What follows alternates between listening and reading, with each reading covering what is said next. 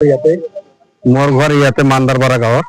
মোৰ নাম আব্দুল্লাহ শেখ। ৰেজল নামৰ ল'ৰাটো আজি 3-4 বছৰৰ পৰা মানে 5 বছৰ আগৰ পৰা ইয়াতে CSP কৰে।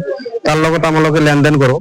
3-4 বছৰৰ পৰা মই তাৰ পৰা ধাৰত লয়, সি মোৰ পৰা ধাৰত লৈ পিনে আজি যে 28 তাৰিখৰ পৰা মোৰ পৰা ধাৰত লৈ টকা এই আত্মগোপন কৰিছে। ক'ত আছে এতিয়াও ক'ব নোৱাৰো। তো সংবাদ মাধ্যমৰ জৰিয়তে মানে সকলো মানুহে যদি দেখি পায়, তাক যদি কোনোবাই দেখা পায় আমাৰ লগত যোগাযোগ কৰিলে হ'ল। কিমান টকা লৈছে? মোৰ পৰা 8.5 লাখ টকা লৈছে। ইজাৰ কৰিছো থানাত 7 তাৰিখত, 7 ডিচেম্বৰত। এতিয়া কোনো একো খবৰ পোৱা নাই। মোৰ ঘৰ ইয়াতে মান্দাৰপাৰা গাঁৱত।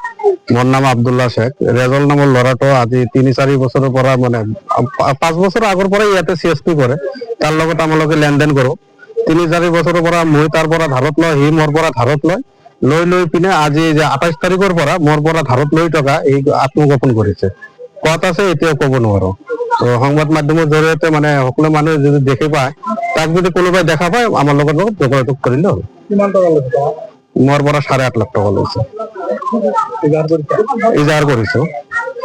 ইজাৰ কৰিছো থানাত 7 তাৰিখত, 7 ডিচেম্বৰত। এতিয়া কোনো একো খবৰ পোৱা নাই।